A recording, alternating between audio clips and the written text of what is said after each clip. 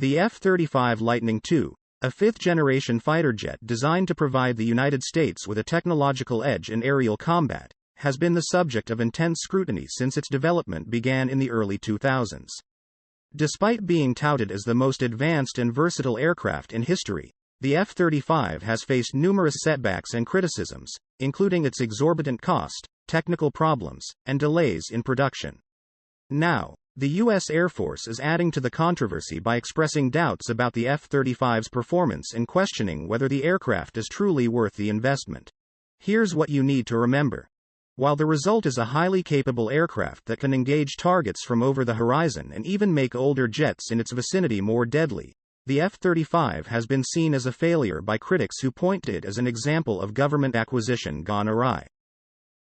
The U.S. Air Force is thinking about starting from scratch on a new, lightweight fighter that could ease the financial burden brought on by the troubled but capable F-35. The F-35 Joint Strike Fighter may be the Air Force's quarterback in the sky, but it's also expensive to operate and, to date, still riddled with issues. Now, the Air Force is kicking off a month-long assessment of the branch's tactical aviation requirements with the intention of potentially fielding an all-new fighter that boasts some of the capabilities found in the F-35 and F-22, but with a significantly smaller price tag. This new fighter would not replace the F-35, but would instead be used in place of fourth-generation fighters like the F-16 Fighting Falcon. Despite the polite language, this subtle statement is a bit of a bombshell. For years now, the Pentagon and Lockheed Martin have touted the incredible capability of the F-35 despite its setbacks. The aircraft is expected to replace the F-16 as America's workhorse fighter, with the U.S. planning to order more than 2,000 of them before its production run is complete. But developmental problems and cost overruns have prompted a chorus of critics who say America's fighter of the future is more about politics than capability. The Air Force has already begun purchasing a slew of new old fighters in the fourth-generation F-15EX, which will replace aging F-15 Eagles in the branch's inventory. Some have suggested doing something similar with the F-16, purchasing updated iterations of the famed fighter to fill roles that don't require a stealth aircraft.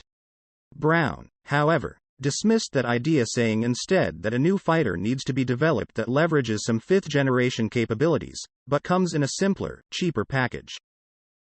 What's the problem with the F-35?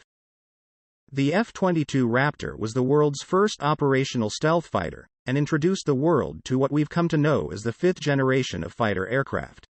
Initially, the Air Force intended to purchase 750 Raptors to replace its fleet of F-15 Eagles as America's premier air superiority fighters, but decades-long conflicts in the Middle East ultimately prompted the program's cancellation.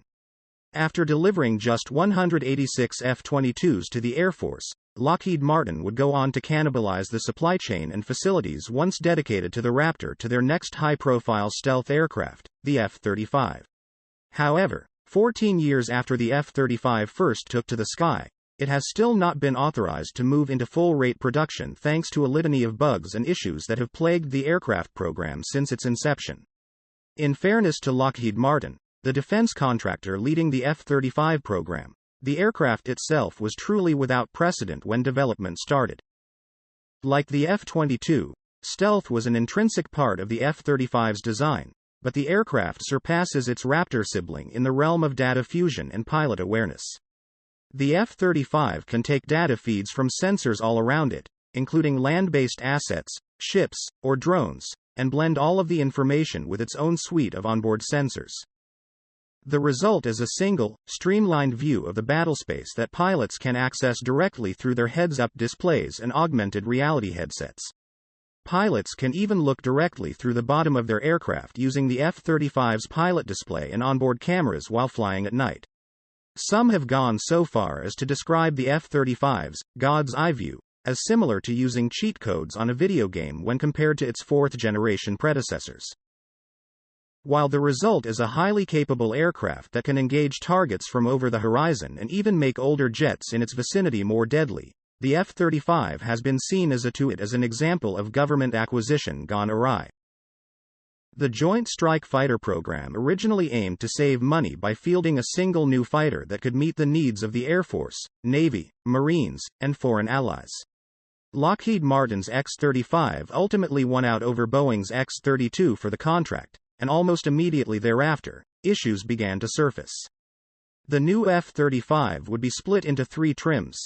The F-35A would be used with traditional runways for the Air Force and many foreign allies. The F-35B would offer short takeoff and vertical landing capabilities for the Marine Corps, and the F-35C would come with broader, foldable wings, reinforced landing gear, and a tailhook for operating off of the Navy's carriers. However, after designing the F-35A, Lockheed Martin's engineers realized that converting that design for the F-35B would end up making the fighter more than 3,000 pounds too heavy. Solving this quagmire delayed the program by 18 months and added a sizable $6.2 billion to the program's price tag. It would be the first of many problems to arise along the F-35's path to combat operations. Today, the F-35 is closer to what was originally envisioned than ever before, despite a notable list of issues that remain unaddressed. The aircraft truly is a force of military aviation nature when in the fight, according to pilots who participate in large-scale war games, but the high costs associated with the F-35 don't stop at the factory. Even with all of the F-35's headaches addressed, one more looming problem remains: the price of operating the aircraft. Thanks to state-of-the-art stealth technology and radar-absorbent coating that needs frequent touch-ups, the F-35 costs around $44,000 per hour of flight. Compare that to the expected $20,000 per hour for the F-15EX, and you start to realize just how pricey the Joint Strike Fighter really is. With an operational lifespan of around 8,000 hours, and the figures climb ever higher as it will take more aircraft to fly the same number of hours when using an F-35 instead of an advanced 4th-gen jet like the Eagle. Put simply, the F-35 may be incredibly capable, but it's also incredibly pricey. For many of the combat operations America conducts, the F-35's advanced capabilities really aren't all that necessary. As General Brown said, it's like driving your Ferrari to work every day. You can do it, but it doesn't make a ton of sense. Could a new fighter solve these problems? The billion-dollar question here is really whether or not developing another new fighter could result in an overall reduction in cost without creating a reduction in capability. It seems feasible that firms like Lockheed Martin and Northrop Grumman, who are both currently responsible for stealth aircraft in America's stable, are better suited now for the challenge of developing an economical stealth fighter than at any time in the past. The F-22 Raptor began production in 1996 and the F-35 started 10 years later in 2006. With more than a quarter-century of trial and error under their belts, building a new fighter wouldn't be as uphill a climb as the previous efforts were. The acquisition process could also be significantly improved. Many of the most prominent issues the F-35 faces come as a result of the Pentagon's decision to begin procuring F-35s before testing was complete. That led to many aircraft being delivered that are not at all combat-ready, forcing the force to choose between allocating funds for new F-35s, or for fixing their old ones.